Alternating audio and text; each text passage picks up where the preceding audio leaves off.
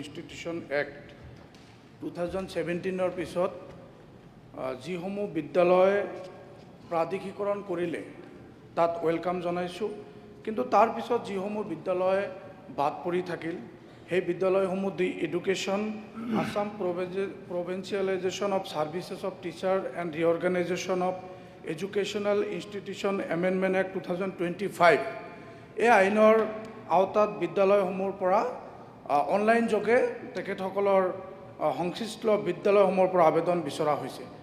মই অধ্যক্ষ মহোদয়ৰ জৰিয়তে মন্ত্ৰী ডাঙৰীয়াক মই প্ৰশ্ন কৰিব খুজিছোঁ যে এই বিদ্যালয়সমূহ কিমান সময়ৰ ভিতৰত এই বিদ্যালয়সমূহ প্ৰাধিকৰণ কৰা হ'ব। আৰু আটাইতকৈ যিখন সমস্যা আমি সকলোতে গম পাওঁ, মন্ত্ৰী ডাঙৰীয়াক মই দৃষ্টি আকৰ্ষণ কৰিব খুজিছোঁ যে ভেঞ্চাৰ স্কুলসমূহ আটাইতকৈ এটা ভয়ানক অৱস্থা। শিক্ষকসকলে আত্মহত্যা কৰি আছে। এই ভেঞ্চাৰ স্কুলসকলৰ শিক্ষকসকলে এনেকুৱাও আছে যে তেখেতসকলে আত্মহত্যা কৰি আছে। আৰু টিউটৰসকলৰ যি চাকৰি, সেই চাকৰিসমূহ কেতিয়া নিয়মীকৰণ কৰা হ'ব? LP, ME, GT, PGT-লৈকে যি টিউটৰ আছে অসমত, এই টিউটৰসকলে 10,000 পৰা 12,000 টকাকৈ পায়।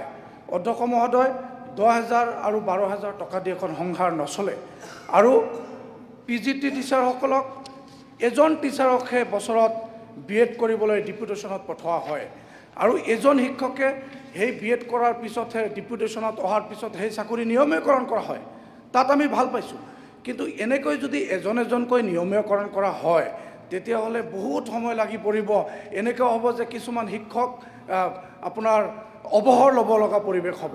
মই NCERT-ক মই মন্ত্ৰী ডাঙৰীয়াক মই দৃষ্টি আকৰ্ষণ কৰিব খুজিছোঁ যে NCERT-ক লিখিবলৈ হ'লেও নহ'লে অসমত BEd বিদ্যালয়সমূহৰ চিট বৃদ্ধি কৰি ইয়াত BEd পঢ়াৰ সুবিধা দিয়াৰ কাৰণে ব্যৱস্থা কৰিব। আপুনি একেবাৰে ধাৰাপাত গাই দিলে কিমান এনচাৰ দিব? আপুনি ছাপ্লিমেণ্টাৰী এটাহে সুধিব পাৰে। এইকাৰণে মানে বাকী মেম্বাৰবোৰে প্ৰশ্ন সুধিব নোৱাৰে। আপুনি ছাৰ, এইটো আমাৰ এটাচ আছে কুৱেশ্যন। এটা ছাবজেক্টত ধাৰাপাত ক'লে উত্তৰ কেনেকৈ দিব? যিমানখিনি পাৰে দিয়ক মন্ত্ৰী ডাঙৰীয়া। মাননীয় অধ্যক্ষ মহোদয়, মই যদিও তেওঁ ছাপ্লিমেণ্টাৰী সোধা নাই, মই সকলোৰে জ্ঞাতাৰ্থে জনাব বিচাৰোঁ যে আমাৰ আদৰ্শ বিদ্যালয়ৰ সংগঠনৰ অধীনত অসমৰ প্ৰত্যেকটো সমষ্টিত এখন আদৰ্শ বিদ্যালয় খোলাৰ কথা আছিল।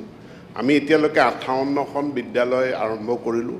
যিবিলাক বিধানসভা সমষ্টিত এতিয়াও আদৰ্শ বিদ্যালয় স্থাপন হোৱা নাই, তেওঁলোকক যদি তেওঁলোকৰ হাতত কোনো প্ৰস্তাৱ আছে তেনেহ'লে আমাৰ হাতত জমা দিবৰ কাৰণে মই অনুৰোধ জনাইছোঁ।